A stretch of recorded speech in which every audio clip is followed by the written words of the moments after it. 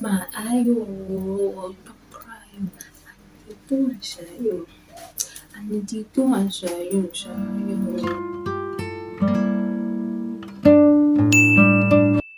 Hi babe, welcome to the channel. Today we'll be discussing on some red flags that you think are green flags.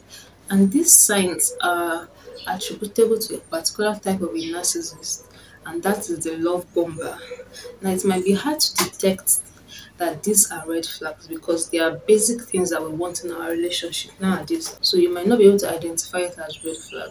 And I feel like a lot of young ladies are going to be attracted to someone like this, a love bomber. I've had my experience with that, someone like that, so I'm going to share my experience with you today. But first of all, let me explain what love bombing is and the signs to know they are with a love bomber. I wanted to have this discussion because I feel like it's not talked about. I didn't even know it was a thing. Even when I was in the situation, I didn't know. Until a few months ago, before I stumbled upon it, I was like, oh, so this is what it was. So I just feel like bringing more awareness to it. So let's get into it. Love bombing is a form of emotional manipulation used to gain power over a person by showering them with tons of affection and attention. It can be hard to spot because it looks and feels similar to what people want in a relationship, to feel loved and adored. Love bombing is a manipulation technique used by narcissists to overwhelm their victims with romantic gestures. At the beginning, everything may seem perfect. You might think you found someone who showers you with attention, love, gifts, and so on. All the validation and affirmation you've been waiting for. But then later on, your relationship may turn into something you don't even recognize. So, love bombing is basically a manipulation technique guys or ladies use on their partners or friends to get them to trust you. They bombard you with love, show of affection, gift, and all to just manipulate and control you. So, what are the signs? What are the red flags that you think are green flags? Number one, they give you constant compliments. You're probably what? Constant compliment. Which girl doesn't want that? You want to be complimented. You want your man to tell you, oh, you're so beautiful, you're this, you're that. But the difference is a love bomber will give you constant compliments 24/7. These compliments are going to be extreme and they are going to be too soon. They are going to give you compliments like, I've never met anybody more beautiful than you. Or my life is complete now that I found you. They are going to compliment you every time. These compliments are going to be over the top. And now I'm not saying you should go and date someone that will tell you I'm not the most beautiful or intelligent girl in the world. If you know what I'm talking about. So next time when that guy tells you, just after one date and the guy tells you, I can't stop thinking about you, you have been on my mind all day. Just be watchful. Start noticing. Start paying more attention. That's the thing with love bombers. Too soon. They give you too much attention too soon. It's like you just met and you're giving me all these compliments. Number two, they lavish you with gifts. And when I say gifts, I mean expensive gifts.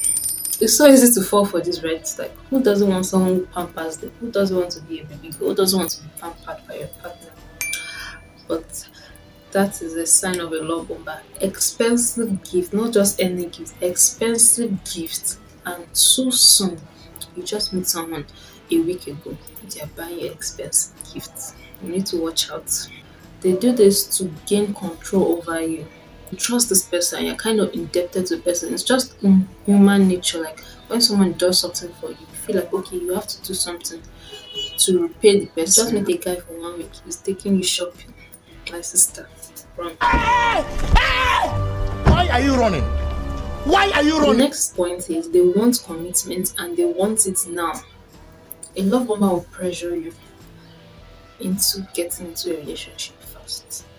And this is tricky because I feel like nowadays guys don't want to get into a relationship. They'll tell you, let's just see where things go. So when you find someone that's trying to tell you, oh, I like you, let's get into a relationship, you think that person's serious. And you're like, oh, he's not like the other guys, it's so serious, like he really wants to define things. But careful, they're always going to talk about the future. They're going to talk about marriage, kids. You'll be thinking, this is husband material. They'll even start mentioning that, let's move in together, let's do this, let's do this. All the difference between this is they do this too soon. You meet someone 1 month, it's already talking about kids, future, moving in together. Serious guys also do this, but at least they've gotten to know you guys know each other. They are sure that okay, this is the person I want. But when you just meet someone 2 weeks and they're already promising you all this thing, be careful. The next point is they text you, they call you, even emails every day, every time, every day. You're in constant communication. And this is really what we want. We don't want someone who's ghosting us. We talk once in a week. We want someone who pays you attention. But a love woman will give you that attention, at least in the beginning. So that is also a sign. Next sign is they get upset when you try to place boundaries. When you try to say, oh, don't you think this is going too fast? They get upset. That is a sign also. A major sign is you feel it. You feel like it's unbalanced. You just feel like, well, I hope you feel it. If you're not falling in love with the person, but you mostly feel it like, well, you feel like it's one-sided. You might feel like you don't really like this person, but this person is showering you with attention, love, and all that. You might want to settle, but deep in your soul, for most people, you actually feel like this isn't right to me. You just feel like this is moving too fast, or I don't really want this. So, because of all the attention, love, gifts, it's easy for you to fall in love with the person. And the thing with love bombers is most of them they have low self-esteem and they feel inadequate. So they do all this to get the validation that yes, they are worthy. So you see them as worthy, then they get that validation that they are worthy. And once the love bomber has won your heart, once you are now committed into this feeling, that's when they hold back. They are no more interested, they reduce interest because they are already validated, they've gotten what they want. That's when they change. The attention will start reducing, they start ignoring you, and they start gaslighting you. But at this point, it's too late for you to leave because you're already so attached to the person. And that's how you end up in a toxic marriage or a toxic relationship with the person. And you keep telling yourself they'll change. But most times, all the time, they don't change. And it's not for your job to change the person. So just leave. Please leave. It doesn't get better. If you resonate with any of the sign, just leave. Think about it and leave. If it sounds like signs of someone you know that is in a relationship, this sounds like your friend, that this is the relationship she's in, just send this video to her. You don't need to send it, just send the video to her. You can say, look at this girl's paintings, don't you think they are fine? Send it to her, let her read between the lines. Okay, or a guy too. This can happen with guys too. Ladies can do this too, I guess, but it's more prominent with guys. So now to my story. I'll try not to give out too much because I don't want the person to see this video. I'm going to call the person 50 because I'm trying to get to 50 subscribers. So please, if you're watching this video and you like the video so far, please consider subscribing to my channel. I'm trying to get to 50 subscribers. That's my goal. Thank you. Please hit it now. Just okay, I'm calling the person 50. So me and 50, we met in an educational setting. This was after my service year. Either during my service or after my service. I believe it's after a year after my service. So we met in an educational bank. First time he met me, he was like, oh, can you please explain this thing to me? Okay. This was late, it was evening, so it was like, tomorrow, can you do it tomorrow before time for class? I was like, oh, okay, no problem. After work, because it was working, I wasn't working. After work, maybe like 3 o'clock before lecture starts, you can do it. Like, okay, that's fine. Time for the tutorial comes, I get there first, I get to class first. So he later comes in. The first thing, it almost sounds wrong to say this is a red flag, but the first thing that should have been a sign that this is a red flag was that he brought snacks. He went to ShopRite and he bought snacks for me. And I don't think that should be a red flag, but that should have been a sign, I guess. But I just felt like normal thing people, and I was surprised actually because I was not expecting this. We are coming to learn, so I wasn't expecting to buy something. It was just like on my way back, I just branched to get something because I know you've been here. I was there since morning reading, so I know you've been here since morning. I just felt okay. Nice people are nice gesture. I was surprised, but I said thank you. Another thing that I should have known I should have figured out that something fishy was going on. Fishy, not like something, but I should have known that he liked me because of this was because when I started teaching, And realized that he understood most things I was teaching. He even got to a point he was the one explaining things to me. I should have figured that out, that okay, this was just a way to get talking to me like book, even though you understood what he claimed you did not understand. I just saw it as normal. So that's just how the friendship grew. Book, we were always talking when it comes to book explanation of stuff and all that. We became really good friends. We actually never dated. I never dated the person. We were friends throughout. Thank God. Thank God we never dated. But I didn't get to see the extreme effect of being someone like this. Even though I had my share just from being friends, but I didn't get that extreme side because we never dated. We just start talking about where all the red flags started coming in. After a while, we met, maybe 1 month. I don't know if it's up to 1 month. After class one day, he says he has something for me and gives me a package. I don't even think I opened it there. He was like, I shouldn't open it now. I should check. I think so. I should check it later. And I tried to refuse, like, oh, it's not. But it's just like, no, it's nothing. It's nothing. It's just a gift. So I checked gifts later on, and it was something expensive. It was something expensive, an accessory that was really expensive. So I was surprised, like, oh, and when I brought it up to him, I was just like, oh, it's nothing. No worries. I mean, I just felt like, rich people, rich people, nothing freaks them. It's a normal thing for rich people to just be buying things for their friends. I said, okay. No problem. Someone trying to talk came in that he started the conversation that he likes me and all that. And I don't know if I said it from the beginning or later on, but I let him know that it can't work because there was a major deal breaker for me that was already established, and I was like, it can't work, this can't work, whatever.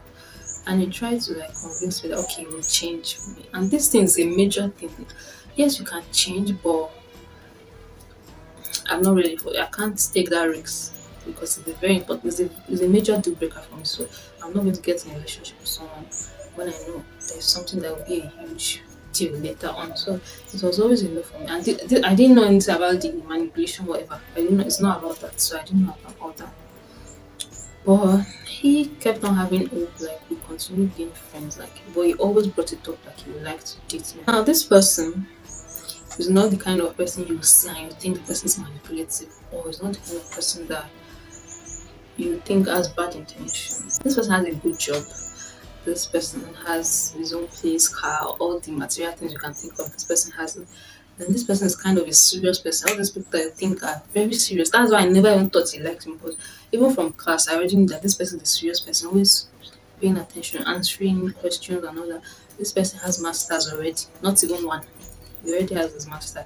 This person has PhD in view, and this person is not up to 30 yet. So you can imagine the kind of serious person that is. So when you encounter someone like that, this is not really the kind of person that you think, oh, it's the playboy. He was not a playboy, but this is not the kind of person you think is tough. You just think this is a serious person that has his life figured out here. So that's what I was thinking. He just kept on putting pressure that um he likes more about her. We will always call, we always chat, we always call, we always talk regularly. We became really good friends because he would talk to me about work, family, all that. And anytime I had issues, maybe I'm annoyed at home or something happened at home, I would tell him. We became really good friends. But the emotional blackmail started coming in when sometimes he would tell me, "Ah, it doesn't feel so good because I'm turning him down. He feels like he's not good enough. I'm making him feel I'm making him lose his self-worth because he's used to always getting what he wants. Bruh. Now I'm turning him used to always getting what he wants. That's when anyway, but now as I'm turning him down, like he's reducing his confidence because he used to feel like he can get whatever he wants. Bruh. But now I'm turning him down. At that time I was just like when I say consoling, I was just telling him that there's nothing wrong with you, are fine, just that we are not compatible, like this can't work, blah blah. That emotional blackmail she started, just chipping into like, oh, we don't want to do this. It even got to a point he was telling me, okay, let's just try for 1 week. Let's just date for 1 week. If you feel you don't like it, or 2 weeks. If you feel you don't like it, you can leave after. Boy, if you And don't I get was always thinking, like, why would I date you for 1 week? What exactly are you trying to get in 1 week? And I used to tell him, like, okay, 1 week, in that 1 week, you can treat me well. And after the 1 week, you change or something. And it just doesn't, it didn't make sense to me. Like, why would I try this? And I just got it, like, that was kind of manipulative because if I get in that relationship now, I might not be able to live again. I don't know. But it was just a red flag to me. So I didn't do it. Although it got to a point that I was considering it, like, okay, let me just do this. But luckily for me, I didn't. So that was also a sign. Then it was always hot and cold because we were already friends. We already kind of had a routine when it comes to studying and all that. And some days he would just disappear or he would ignore. And this is what they actually do to get you to kind of feel dependent on them. But you're already used to their attention, used to them giving you attention. Then they now hold back that attention. So you kind of feel dependent on them or you feel like you need them. You don't know how to explain it, but it got to that point. So he was always doing that. Sometimes we just disappear, sometimes we come back and act like nothing happened, stuff like that. So that was really getting to me. That was really getting to me. And in a way, I knew it was manipulative because I remember having a discussion with him like, do people tell you you're manipulative? But I couldn't pinpoint how. I couldn't pinpoint how it was being manipulative, but there was just something I felt like this person is being manipulative. So little things like that just started coming up, and it was really draining for me emotionally, even though I was not in a relationship with this person. It was really draining for me. So I just started realizing and I started holding back in a way. But luckily for me, we never did it because the major deal breaker was a very serious issue and I cannot compromise on it. Even though he tried to convince me, he brought up so many scenarios on how he could take that away or how it would be better, but it was just a very serious thing for me. And I didn't really realize that I was a narcissist. I just felt like, okay, people ask you out and you don't date, you just know how you are friends with people and you stop being friends. I just felt that it was another failed talking stage. So what happened? What later happened was I just found a way to distance myself, and he also realized that there was no go, there was no going back. We could not date. So, and that was all he wanted. He wasn't interested in friendship. He needed that relationship, and I couldn't give it to him. So we just fell apart. We stopped talking about that. How that I narrowly escaped that. What would have been a toxic relationship or what would have been an emotional draining one because even just for being friends, I was emotionally drained a lot of times. Talkers will not be in a relationship with that kind of person. So I actually don't think he's a bad person. I feel like he's genuinely a good person, not just to me but to others. But it wasn't like intentionally trying to be a narcissist. I think people just have this trait. They might not even realize that that's what they're doing. And I feel like a lot of people that have trauma, they are the kind of people that develop all this attitude. So I don't know, but for me, if I'm with anyone and I feel like they start complaining about things they've gone through, about having trauma, and they've not taken active measures to try and fix themselves or better themselves, I'm not having anything to do with that person. Experience, experience, experience is the best teacher. I'm not having anything to do with that person. And it's very easy for ladies to feel like, oh, because this person has gone through a lot, I can change the person, or this is how it used to be, I can make him better. Because I thought of that, so I was like, okay, I'll try to make him see a therapist to improve and all this. But it's not your job. It's really not your job. Just walk away. It's not worth it. What if you have any kind of trauma? Try and work on it. Try and work on yourself. Improve yourself. Don't make it another person's baggage to help. Thank you so much for watching. This was so uncomfortable to talk about. If you like this video, please give it a thumbs up and don't forget to subscribe. I'll see you on